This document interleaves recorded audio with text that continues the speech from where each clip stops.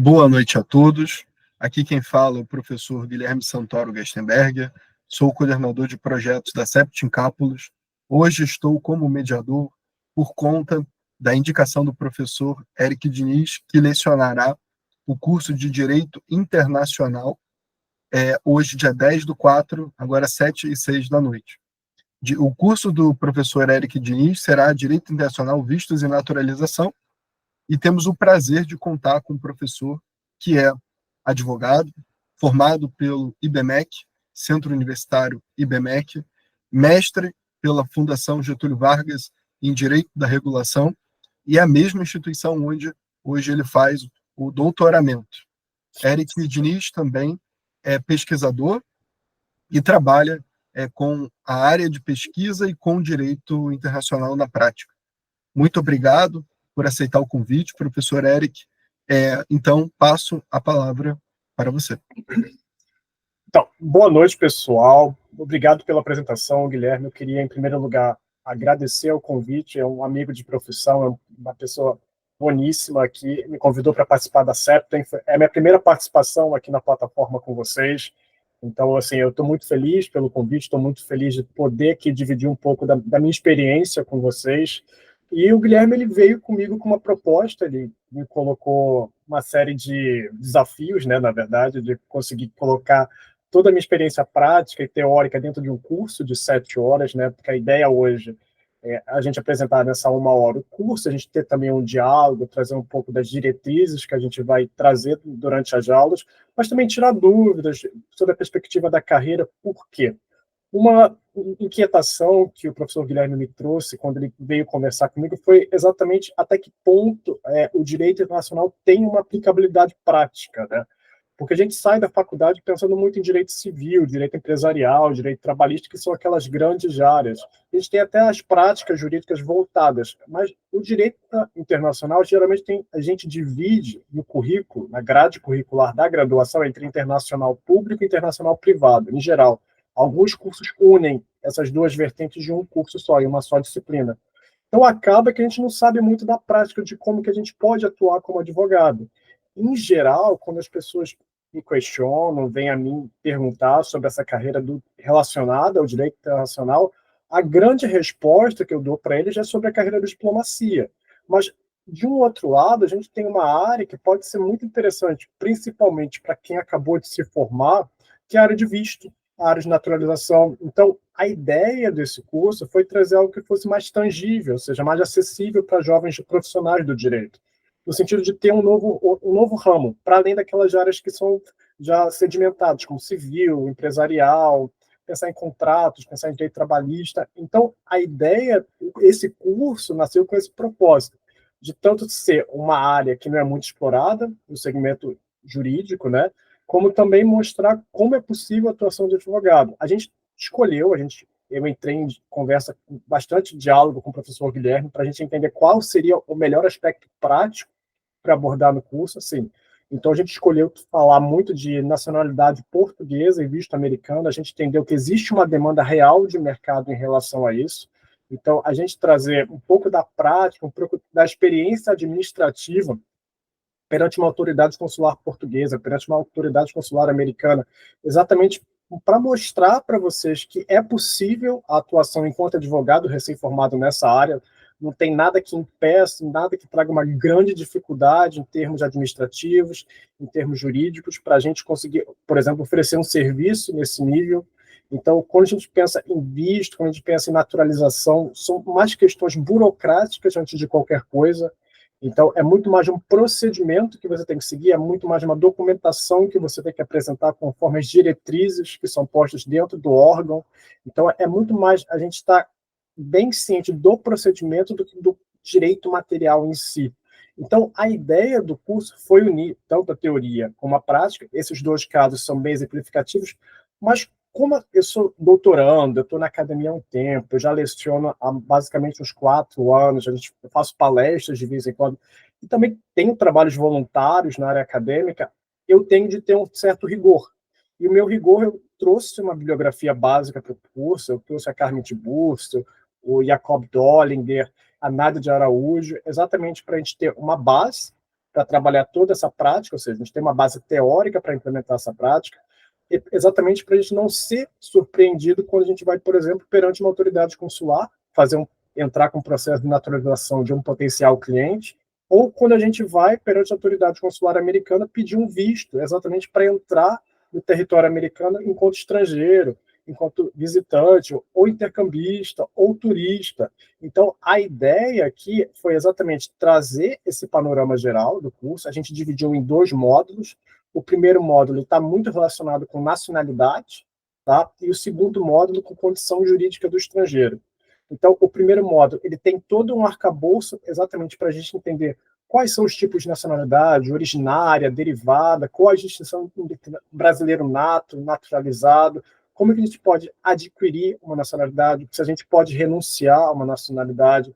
Então, a ideia foi trazer esse arcabouço para a gente chegar e ir caminhando e exatamente falar da nacionalidade portuguesa, porque acaba que muito do direito internacional ele foi posto no ordenamento interno pela lei de imigração, mas assim, existem estatutos, por exemplo, o Estatuto da Igualdade entre brasileiros e portugueses, que é uma norma específica para esses 2 países, ou seja, um tratado bilateral. Então, a gente tentar entender que o português pode ter alguns direitos e deveres que são específicos para ele enquanto estrangeiro no Brasil, isso é interessante, porque ele não precisa se naturalizar para exercer esses direitos. Então, a ideia desse primeiro módulo foi exatamente trazer algumas informações que são relevantes em questão de nacionalidade, as formas de aquisição, exatamente como você pode mudar, quais são os critérios, se tem o critério sanguíneo, o critério de solo, ou se é aplicável o sistema misto, exatamente para a gente entender qual é a sistemática, porque isso vai ser muito relevante, por exemplo, quando a gente for lá no consulado requerer esse processo de naturalização, saber se você vai ter que basear isso tendo uma ascendência exatamente daquela nacionalidade, ou se você vai ter que olhar o local do seu nascimento. Então, a gente entender como é que esse processo, porque, em geral, as leis de nacionalidade de qualquer país, eles vão ter com base um desses 2 sistemas, ou, por vezes, um sistema misto. Tá? Então, a gente entender essa questão dos direitos especiais dos portugueses por conta do Estatuto de Igualdade entre Brasil e Portugal, a gente trazer um pouco também dos princípios e regras internacionais sobre nacionalidade. Então, aqui, basicamente, a gente está falando sobre as convenções mais importantes na Seara, a Declaração Universal dos Direitos do Homem, a Convenção Europeia sobre Nacionalidade, o Pacto de São José da Costa Rica, que é a Convenção Interamericana de Direitos Humanos. Então, a gente também tem que colocar em voga que a questão da nacionalidade, ela é um direito humano, ela é um direito fundamental, tanto que ela é tutelada pela Constituição. Então, esses tratados, eles, muitas vezes, eles estão exatamente nessa sistemática de proteção dos direitos do indivíduo. Então, quando a gente fala em nacionalidade, a gente está falando de uma relação entre um indivíduo e um Estado, e a partir do momento que ele é nacional, ele pode ter a cidadania, ou seja, ele pode ter o exercício de direitos políticos. Então, a gente vê exatamente esse caráter de direito fundamental sendo posto na prática, ou seja, aquele direito de votar, de ser votado, é a nacionalidade que garante isso. A gente também tem casos especiais, que é o caso de dupla nacionalidade, o caso do apátrida. A gente vê como o direito internacional ele tenta tutelar essas situações, porque elas são excepcionais, elas trazem algum grau de problemática jurídica. Porque, imagina, um indivíduo sem nacionalidade é um indivíduo que não pode exercer cidadania, então ele não pode exercer direitos políticos. Então, isso é uma situação que o direito internacional pretende evitar. E falando um pouco da minha experiência, eu cheguei a falar várias vezes durante o curso um pouco da minha experiência. Por quê? Porque eu sou nacional português e brasileiro. Eu adquiri, ao longo da minha adolescência, de forma derivada, que a gente vai ver durante o curso, a nacionalidade portuguesa. A minha avó, ela imigrou de Portugal aqui para o Brasil quando ela tinha 6 anos de idade, lá em 1912, 1915, foi por esse período. Então, eu adquiri a nacionalidade portuguesa, meu pai, enquanto neto de português, meu pai também adquiriu a nacionalidade portuguesa enquanto filho de português. Então, isso é uma realidade que faz parte do meu dia a dia. Eu trouxe aqui para vocês, por exemplo, os documentos que a gente tem, exatamente que comprovam a minha cidadania. A gente tem um documento que a gente chama de cartão cidadão, que é exatamente o documento que prova que eu sou cidadão de Portugal, ou seja, e por consequência cidadão da União Europeia. A gente fala na última aula de de nacionalidade portuguesa, que isso é um requisito fundamental para você ter, por exemplo, o passaporte, que é exatamente esse passaporte aqui da União Europeia, que permite a livre circulação no continente europeu, para os países que fazem parte da comunidade, né? Então, isso que é muito interessante. Então, quando eu ofereço esse serviço para os meus clientes, quando eu mostro toda a aplicabilidade da gente fazer essa atuação enquanto advogado, eu sempre falo para eles, pô, eu já tenho meu passaporte, eu sei que às vezes você tem um custo de entrada alto, porque você tem que levantar documentação, você tem que pagar cartório, você tem que autenticar, você tem que fazer apostilamento de AIA. Então, eu tentei trazer um panorama geral do que seria indicado em termos de atuação para conseguir adentrar esse processo de naturalização e mostrar para vocês que é muito mais uma questão formal, uma questão procedimental. Então, vocês indo ao consulado, a gente tem que olhar o consulado de cada estado. Eu foquei a minha apresentação, o meu curso, no Consulado Geral do Rio de Janeiro, que é onde eu atuo. Mas pode ser que, porventura, um outro consulado de outro estado tenha uma documentação adicional, então vocês têm de estar atentos onde vocês estão fazendo esse pedido de naturalização, tá? Então, a ideia foi trazer esse arcabouço geral, exatamente dos princípios, das diretrizes, das regras postas em tratados internacionais, e até a gente chegar no processo de naturalização, que é exatamente quando tem uma manifestação de vontade de um indivíduo qualquer em adquirir aquela nacionalidade daquele Estado estrangeiro.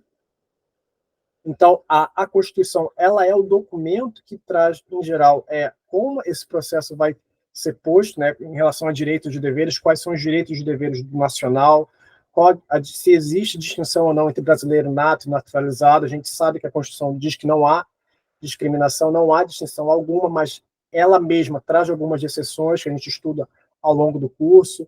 Ou seja, a gente sabe que, em regra, o brasileiro nato ele não pode ser extraditado, mas se ele requerer a perda da nacionalidade originária dele, ele pode vir a ser extraditado.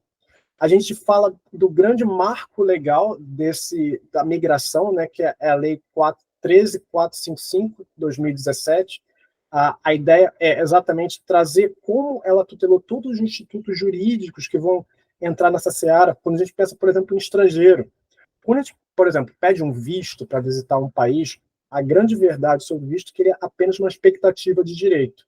Então, você vai lá, você vai demonstrar para um consulado, no nosso caso, consulado americano. A gente vai entrar com processo administrativo perante o consulado, mostrar que a gente tem toda a idoneidade moral, criminal, que a gente cumpre as nossas obrigações trabalhistas, tributárias perante o nosso Estado, vai mostrar isso para a autoridade consular americana. Eles fazem um formulário, salvo engano, é o DS-160, o nome desse formulário. Ele é disponibilizado no site do consulado, mas ele fica no domínio do órgão de relações exteriores dos Estados Unidos. Você preenche ele totalmente em inglês, mas basicamente eles querem ter uma grande figura, uma grande fotografia da sua vida, do propósito da sua viagem, até porque o visto, você entra com esse procedimento administrativo dentro do consulado, o tipo de visto vai depender do seu objetivo de entrar no território estrangeiro, no caso de entrar nos Estados Unidos. Então, salvo engano, tem mais de 10 tipos de vistos no site do consulado. Você vai ter que adequar o propósito da viagem do seu cliente para o tipo de visto que ele vai precisar requerer para exatamente adentrar o território americano. Mas qual é a grande verdade? Quando a gente tem esse documento de imigração, que é o visto, ele constitui apenas uma expectativa de direito. Então, quando eu montei o curso, eu tentei trazer um panorama geral, teórico, exatamente sobre a situação. Pô, você tem um cliente que tem um visto, ele vai entrar no território americano, você ajudou ele com todo o procedimento administrativo, ele entregou toda a documentação, não teve problema em termos de apostilamento de AIA, de autenticidade, a entrevista que é feita dentro do consulado correu da melhor forma possível, porque você orientou o seu cliente a exatamente seguir os parâmetros mais adequados em termos de informação, de disclosure, exatamente de prestação de contas. Então, tudo andou conforme se esperava, conforme a atuação diligente sua enquanto advogado ocorreu. Tranquilo. Só que chegou nos Estados Unidos, ele foi lá perante a Polícia Federal Americana, no aeroporto, e acabou que ele foi barrado. Ele foi impedido de entrar no território, por qualquer motivo que a polícia americana tenha achado que fosse razoável. Isso é uma questão que eu trouxe para vocês, que acaba que esse impedimento de entrada acarreta a aplicação de um instituto jurídico chamado repatriação. E esse instituto é diferente do que a gente escuta ser chamado de deportação. Porque quando a gente fala de deportação, o estrangeiro já está dentro do território enquanto imigrante, sendo que o impedimento e a repatriação, primeiro você é impedido, depois você é repatriado, esse instituto ocorre sem a entrada. Então, a ideia do curso foi exatamente tentar trazer os institutos que essa lei de imigração traz para a gente e como que eles são tutelados pelo direito internacional. Por quê? Porque se você tiver, porventura, um problema quando você expedir esse visto para esse potencial cliente e ele, por exemplo, foi impedido, você ter noção de que esse instituto existe e você saber as características, como é que você vai orientar ele a fazer, como é que vai ter exatamente um pedido de vista, como que você vai lidar com essa situação em termos de resolução de conflito. Então, a ideia aqui foi exatamente trazer aspectos teóricos, aspectos práticos, porque a gente sabe que quando a gente estuda direito internacional na faculdade, eu me formei em 2018, então já tem algum tempo. Salvo engano, eu estudei internacional público e privado em 2015 e 2016. Eu fui monitor dessa disciplina durante a faculdade. Eu tinha uma disciplina muito interessante no meu mestrado, que foi regulação internacional, e eu atuo na área desde 2019, salvo engano, foi quando exatamente comecei a atuar dentro dessa área consular, exatamente para regularização de estrangeiros, expedição de visto, requerimento de nacionalidade derivada. E qual é a grande verdade? Quando a gente sai da faculdade, assim, pelo menos foi a minha impressão, quando eu me formei, o direito internacional trazia uma base teórica que era muito fora da minha realidade, ou seja, ela estava muito falando de ONU, de tratado internacional, relação multilateral, Mercosul, aí fala de direito do mar, por vezes, fala exatamente de tratado de comércio. Aí eu ficava, gente, para que eu estou estudando isso? Se eu quero advogar, se eu quero exatamente ir para o tribunal, se eu quero peticionar, por que eu estou querendo saber qual é o procedimento do Tribunal Penal Internacional? Por que eu tenho que estudar a Corte Interamericana de Direitos Humanos? Então, acabava que eu saí da faculdade muito com essa impressão de que o direito internacional ele não tinha aplicabilidade prática. A menos que você fosse um diplomata, a menos que você fosse um representante do Estado em termos de relações exteriores, você estivesse lá no Ministério de Relações Exteriores, ou se você fosse exatamente um representante do Estado numa convenção internacional, por exemplo, uma conferência das partes, que é exatamente aquela ideia de mudança climática, que todo ano tem exatamente os países se reúnem no evento para discutir quais seriam as tendências, quais seriam as diretrizes, e sai uma comissão do Estado brasileiro exatamente para representar o país lá. Então, assim, isso faria sentido estudar direito internacional se eu tivesse inserido nesse contexto. Então, essa foi a impressão que eu tinha do direito internacional quando eu me formei. Só que um ano depois, em 2019, eu percebi que o quê? Que tinha um mundo a ser explorado, em termos de oferta de serviço, em termos de orientação jurídica, que foi exatamente essa questão de visto, naturalização e nacionalidade. Então, a ideia que quando a gente montou esse curso, e o Guilherme muito me ajudou em termos de, vai por aqui, vai por ali, foca em naturalização portuguesa, foca em visto americano, porque tem uma demanda de mercado, exatamente fala dos imigrantes, exatamente mostra quais são os documentos, fala de passaporte, fala de visto, exatamente para o quê? Para a gente trazer um pouco de aspecto prático, para uma disciplina que, em geral, quando a gente sai da faculdade, tem uma vertente muito teórica. Então, a ideia, isso do primeiro módulo, a gente dividiu o curso em 2 módulos. O primeiro, ele está muito focado em nacionalidade. Então, toda essa questão que eu falei de nacionalidade originária, derivada, aquisição, perda, renúncia, a questão dos portugueses do Brasil pela relevância que eles têm por conta do Estatuto de Igualdade, os direitos especiais dos portugueses.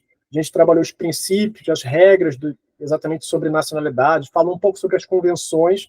Aí o que a gente fez? Eu entendi, eu mostrei para vocês todo o arcabouço geral, todo o arcabouço teórico que a gente precisa para entrar na prática, entrar exatamente perante uma autoridade consular fazendo um requerimento desse nível, ou seja, um requerimento que a gente vai exemplificar por meio do quê?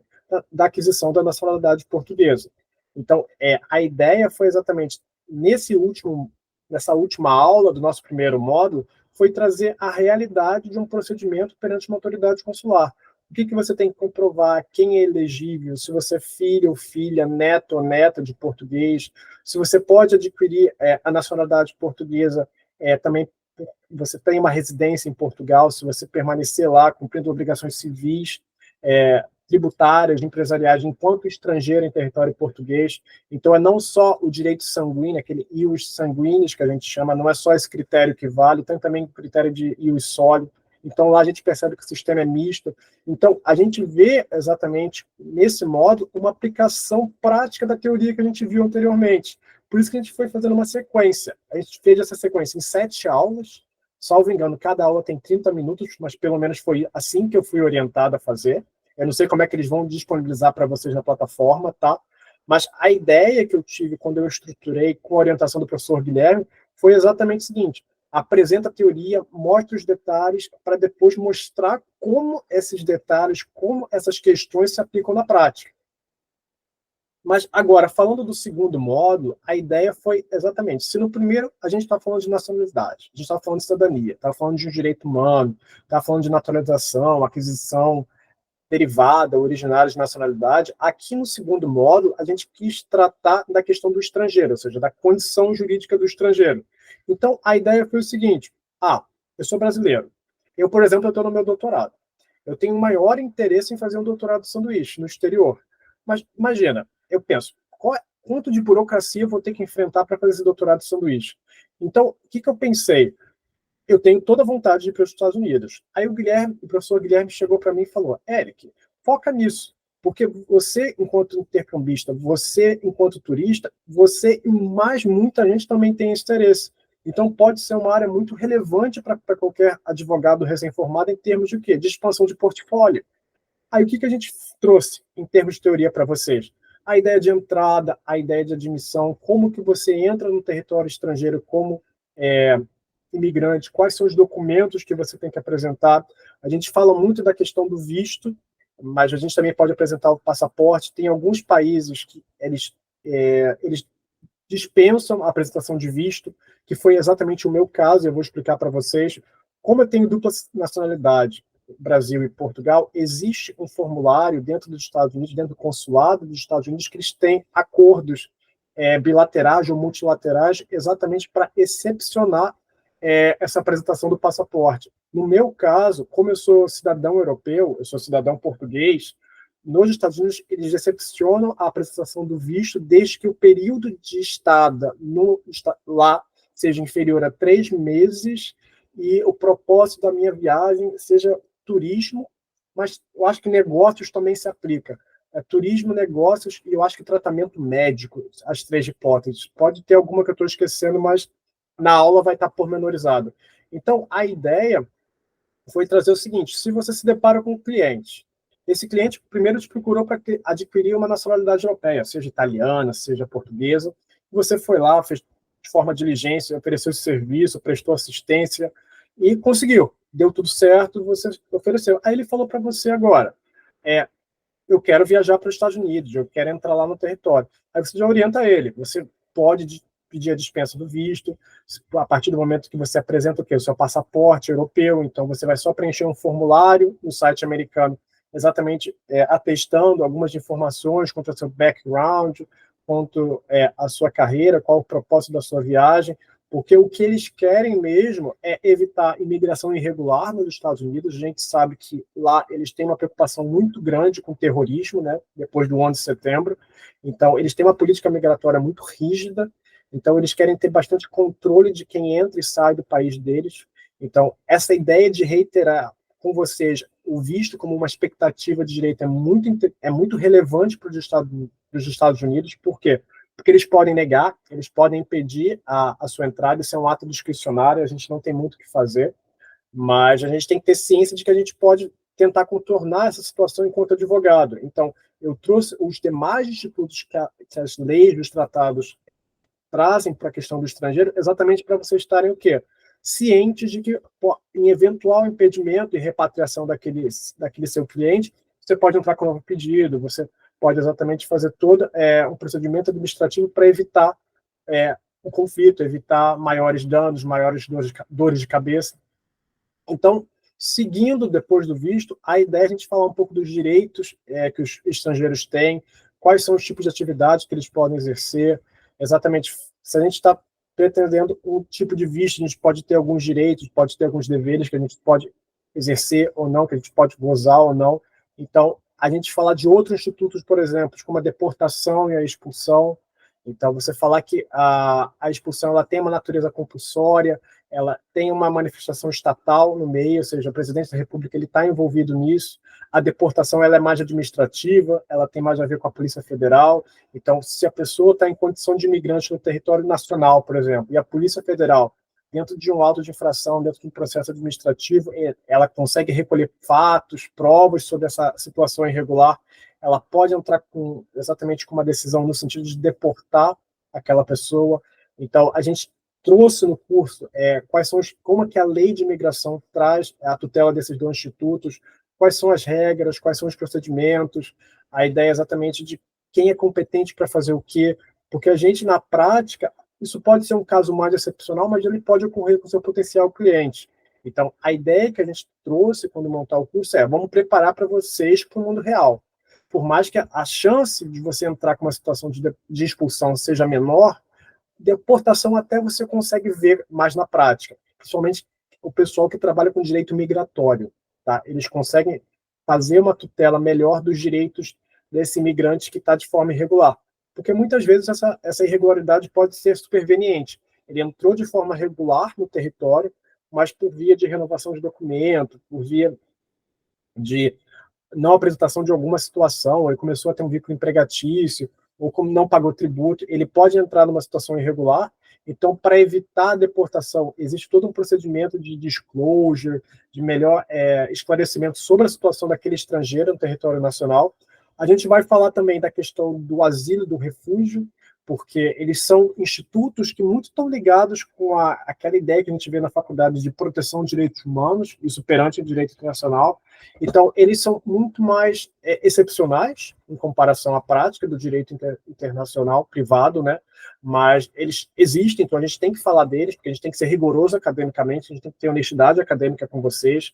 Então, a ideia é apresentar um panorama, uma foto abrangente sobre o direito internacional privado e a atuação do advogado no direito internacional. Então, a gente fala do asilo, fala do refúgio, falar de toda a questão de tutela de direitos humanos que eles pretendem fazer, porque eles estão ligados à perseguição política, religiosa, discriminação. Isso é uma realidade, se a gente for pensar na questão da guerra da Ucrânia hoje, a migração que está tendo, pensar na guerra da faixa de Gaza, ou um pouco tempo atrás, a questão dos haitianos, que teve um terremoto no Haiti, e isso ocasionou uma migração relevante de haitianos para o Brasil, por conta da proximidade de língua e tudo mais, porque lá eles já não conseguiam mais viver da forma que a dignidade deles, de forma que a dignidade deles fosse mantida. Então, a ideia é trazer também um pouco dos institutos, o asilo diplomático, o asilo territorial, quais são as condições, o que a lei de imigração fala sobre esses institutos, ou seja, tentar trazer um pouco da prática. A gente sabe que muito da nossa atuação enquanto jovem advogado vai estar centrado em visto, vai estar centrado em naturalização, mas à medida que a gente vai fazendo uma reputação, aumentando nosso portfólio, pode ser que a gente consiga casos mais litigiosos, casos de deportação, então isso é interessante de saber, é interessante de ter noção da existência desse tipo de situação. O último procedimento que a gente vai falar exatamente é a extradição, então, que já tem muito a ver com cooperação penal internacional. Então, em geral, a pessoa está sendo processada de um crime ou já foi processada de um crime num país estrangeiro, e esse país está pedindo exatamente que esse nacional dele seja extraditado para o país de origem para que a pena possa ser aplicada ou o processo penal possa seguir seu curso. Então, a gente vai falar do conceito, das fontes, das modalidades, das condições. Então, a ideia é exatamente trazer como o direito internacional ele traz essa tutela do indivíduo perante o Estado. Então, a gente vai falar de impedimento, repatriação, deportação, expulsão, exatamente como os institutos que são aplicáveis das relações entre Estados e indivíduos. A gente fecha o último módulo falando exatamente da questão dos vistos americanos, a gente traz a prática dos vistos, tentando trazer um pouco do procedimento administrativo perante o Consulado Geral aqui do Rio de Janeiro, que é onde eu atuo. Então, fala um pouco da documentação, falar um pouco de como é que você tem que se portar na entrevista, quais são você tem que ter uma boa relação com o cartório, exatamente por conta de autenticidade, de apostilamento de AIA também, que é uma questão muito interessante. Você tem que orientar os seus clientes a como preencher os formulários, porque isso é muito relevante em termos de disclosure de informação para evitar exatamente que ocorra um impedimento desse seu potencial cliente lá na fronteira, quando ele adentrar no território americano. Então, a ideia é, basicamente, unir a teoria e a prática no âmbito do direito internacional, mostrar que essa área é acessível para jovens profissionais, para recém-formados. Eu acho que essa é a grande mensagem que eu tenho para passar para vocês. E, assim, eu estou à disposição para responder qualquer dúvida, qualquer pergunta que vocês tenham aqui. Eu fico à vontade, fico à disposição. E eu agradeço a atenção de vocês até o momento. Obrigado, professor Eric. Eu vou abrir aqui para perguntas, lembrando que a nossa aula, a sua aula, gravação, vai ficar presente na nossa plataforma. Hoje nós estamos chegando próximos a 6.000 membros, assinantes. Professor Eric, eu queria iniciar só com uma indagação que pode ser de outros alunos, levando em consideração o nosso perfil geral, que é o seguinte: hoje em dia nós temos mais de 1.300.000 advogados no Brasil, então é natural que o advogado procure outras áreas de atuação, cada vez precise diversificar mais, e muitas vezes o advogado ele atua em diversas áreas ao mesmo tempo. Hoje até escritórios médios já são full service, né? Para um advogado, qual tipo de atuação vinculada ao direito internacional pode ser um campo de trabalho? Ou seja, quais tipos de demanda de direito internacional normalmente aparecem para um advogado início de carreira, ou um advogado de um escritório pequeno, médio de advocacia? Então, vamos lá. A primeira questão, assim, para quem é concurseiro, quem tem interesse em seguir carreira dentro do Estado, é diplomacia. A primeira coisa que vem com o direito internacional. Mas de uma forma mais tangível, para advogado recém-formado, as principais áreas de atuação são a questão de requisição de visto perante a autoridade consular competente, naturalização italiana, portuguesa. Eu já peguei um caso de naturalização norueguesa, salvo engano, mas foi assim, um caso só na minha atuação inteira, então ele foi bem excepcional. Mas a gente também tem questão de regularização do trabalhador estrangeiro aqui no Brasil perante o Ministério do Trabalho, também é uma coisa que acontece em termos de previdência, trabalhista, mas não foi o nosso foco aqui no curso, mas existe demanda real para isso, principalmente, assim, eu atuo muito em regulatório também.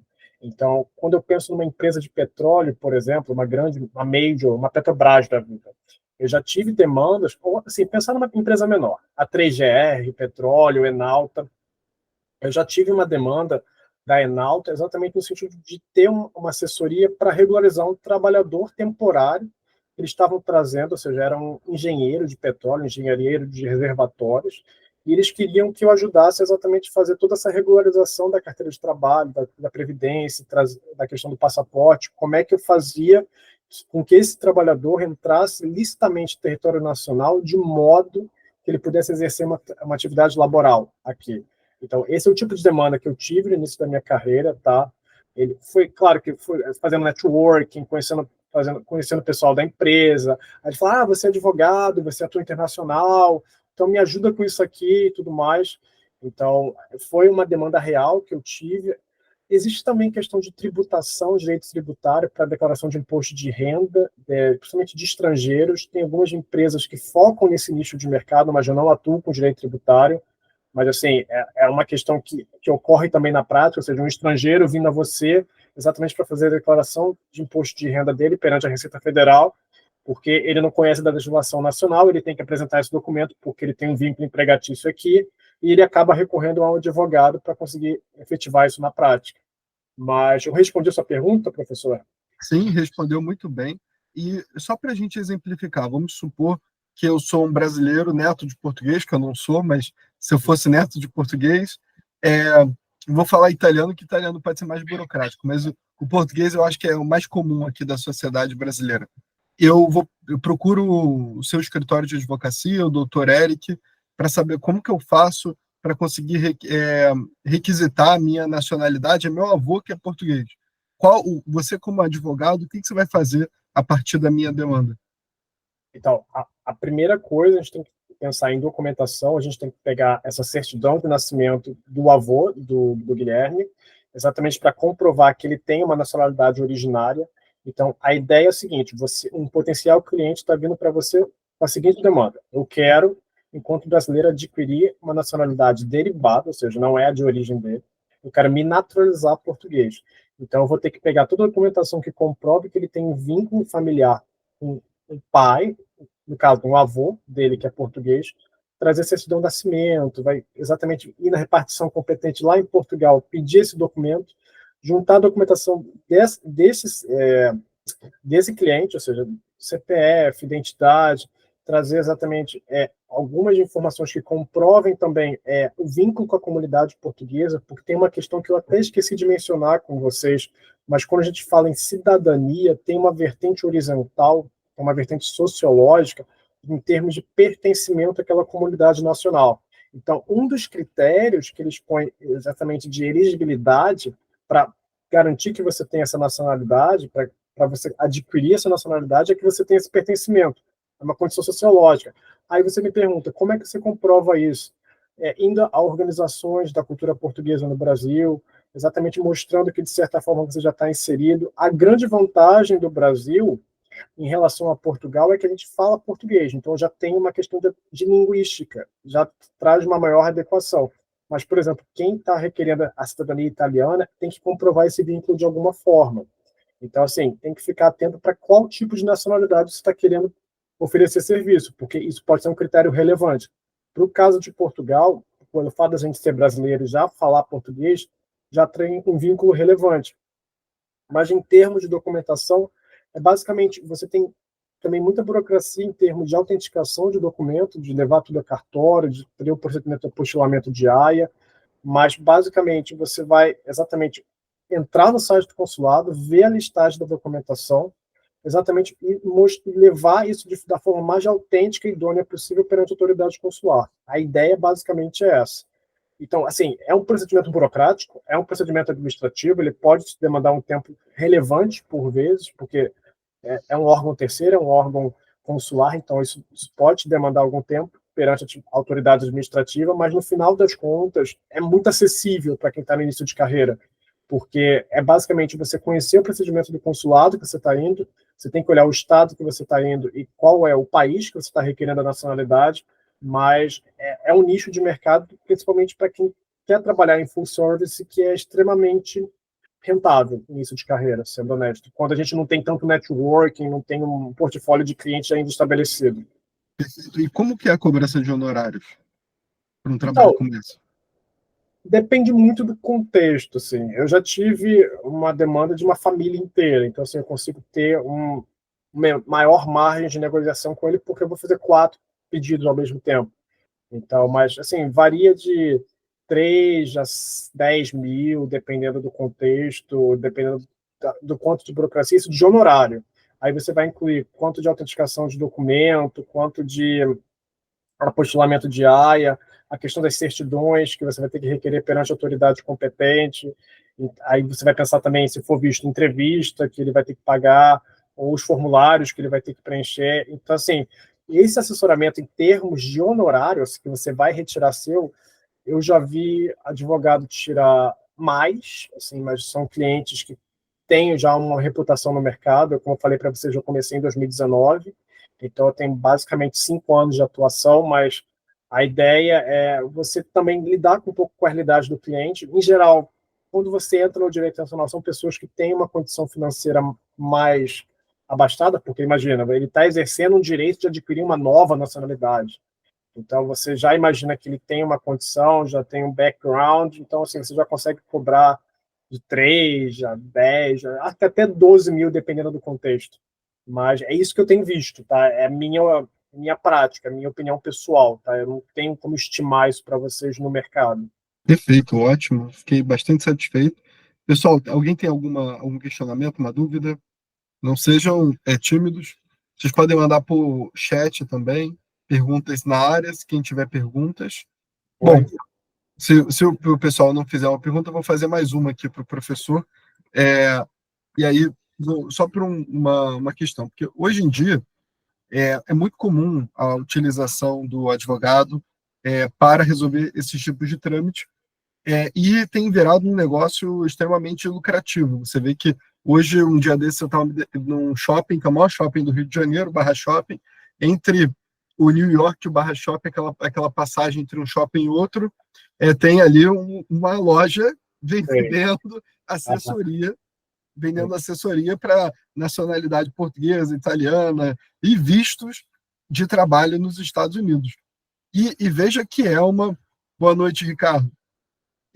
E visto que é bem interessante, porque, veja, por exemplo, no caso americano, você entrar nos Estados Unidos com documentação é uma coisa, e você entrar nos Estados Unidos sem documentação é outra completamente diferente. Existem vários tipos de visto. Muitas vezes, nós aqui brasileiros temos direito a vistos que nós nem conseguimos imaginar. Por exemplo, pessoas brasileiras que têm nível superior, mestrado, doutorado, que trabalham em áreas como a área da saúde, da química, da engenharia. Esses tipos de profissionais são muito requisitados em vários países como os Estados Unidos. E o americano, ele ganha, em média, descontando o poder de compra, né? Ou seja, o poder de compra do americano não é o salário em si, mas o poder de compra do americano é de 8 a 10 vezes o do brasileiro. Então, veja que isso é uma possibilidade que, assim, as pessoas batem na porta do advogado por conta disso. E muitas vezes o advogado também, eu acho que ele não trabalha sozinho, ele vai precisar de escreventes de cartório, vai precisar de despachante. O Vinícius, ele fez uma pergunta aqui. Boa noite, poderia falar mais sobre sua experiência com o trâmite de entrar em contato com as embaixadas internacionais?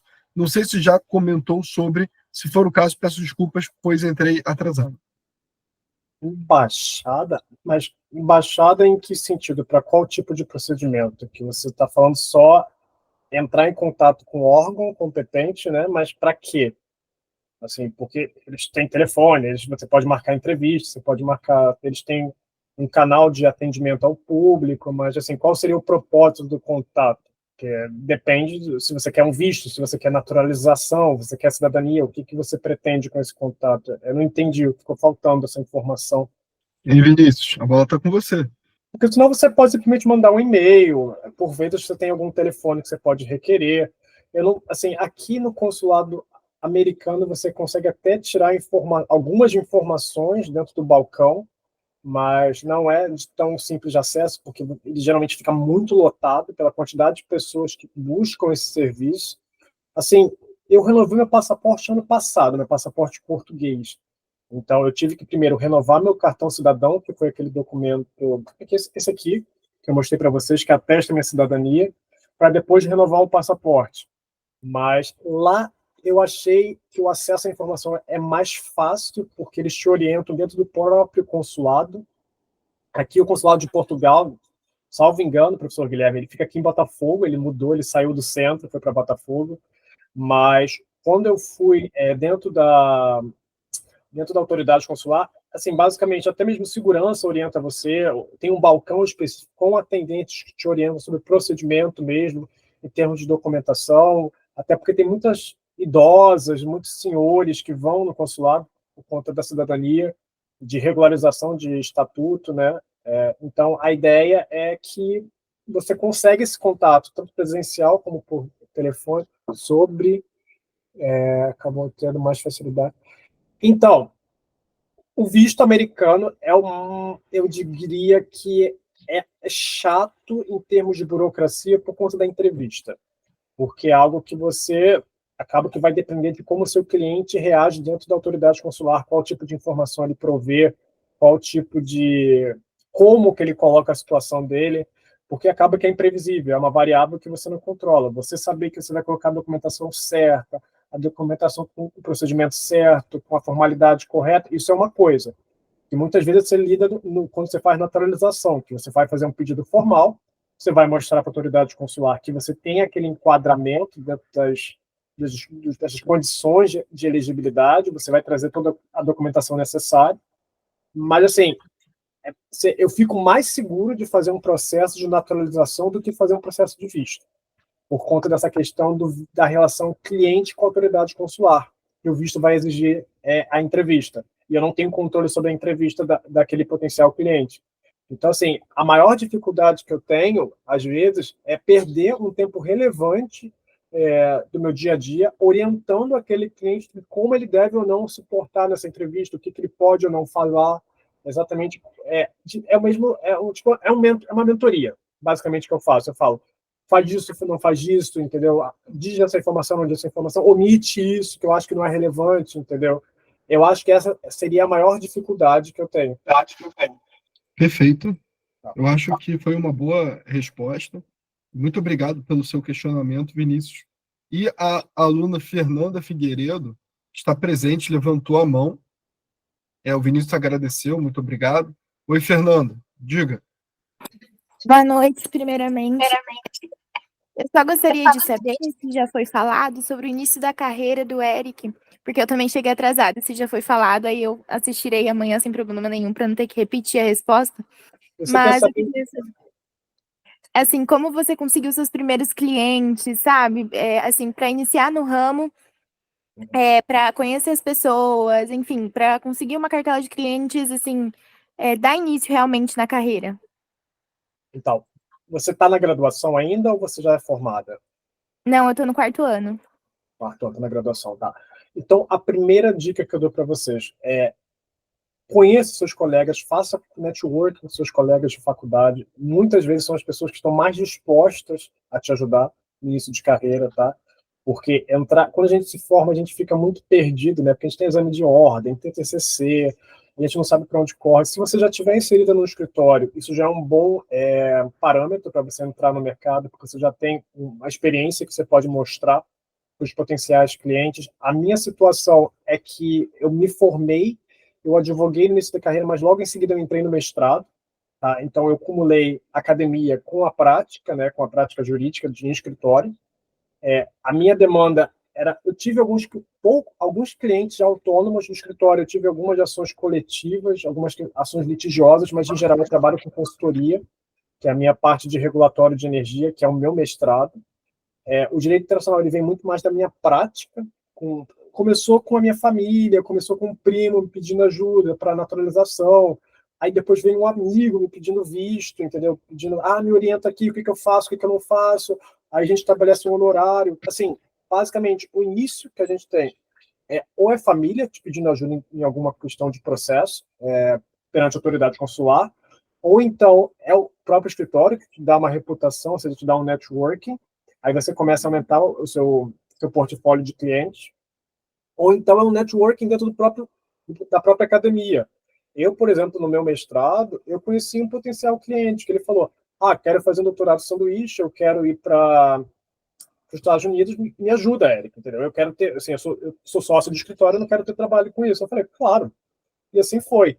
Mas, assim, o que eu digo para você, como conselho de uma pessoa que está formada há 6 anos, basicamente, e que está quase no final do seu doutorado, é o seguinte: comece fazendo networking com as pessoas que estão no seu ambiente e comece a ir em congresso, comece a ir em evento das áreas que você mais gosta, se você gosta de família, se você gosta de empresarial, se você gosta de imobiliário. Procure os eventos mais importantes que estão acontecendo na sua cidade sobre aquilo. Começa a discutir, começa a se engajar, entendeu? Porque é aquela coisa, você, de certa forma, você tem que aparecer. Porque aí, você aparecendo, você começa a mostrar, eu sou competente para fornecer esse serviço, eu consigo fornecer outro serviço, principalmente se você quiser uma atuação full service. Perfeito, muito obrigada.